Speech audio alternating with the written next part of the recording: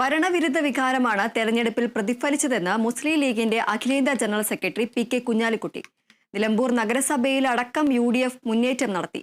വർഗീയത പറയുന്ന നേതാക്കൾക്ക് ഉള്ള പാഠമാണിത്. ഈ തെരഞ്ഞെടുപ്പ് നൽകുന്ന സന്ദേശം ജാതിമത അടിസ്ഥാനത്തിലൊന്നും കേരളത്തെ വിഭജിക്കാൻ കഴിയില്ല എന്നതാണെന്നും പി.കെ. കുഞ്ഞാലിക്കുട്ടി പറഞ്ഞു.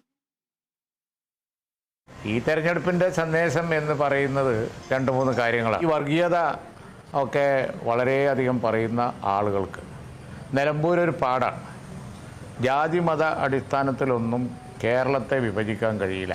UDFനെ ആ നിലയിൽ കണക്കാക്കി ജാതിയും മതമൊക്കെ പറഞ്ഞാൽ ഓരോ ജനവിഭാഗങ്ങളും മറ്റു ജനവിഭാഗങ്ങൾക്ക് എതിരായിക്കൊള്ളും എന്ന ചിന്തയും പേറി നടക്കുന്ന കുറേ നേതാക്കന്മാർ കേരളത്തിലുണ്ട്.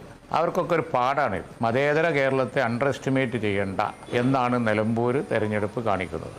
ഭരണവിരുദ്ധ വികാരം ഉണ്ട് എന്നുള്ളതാണ് രണ്ടാമത്തെ കാര്യം. ഭരണവിരുദ്ധ വികാരമാണ് ഈ പ്രതിഫലിക്കുന്നത്. അതാണ് എല്ലാവരും ഒരുപോലെ വോട്ട് ചെയ്യുന്നത്. എല്ലാ മേഖലയിലും എല്ലായിടത്തും UDF മേൽക്കൈ നേടിയിരിക്കുകയാണ്.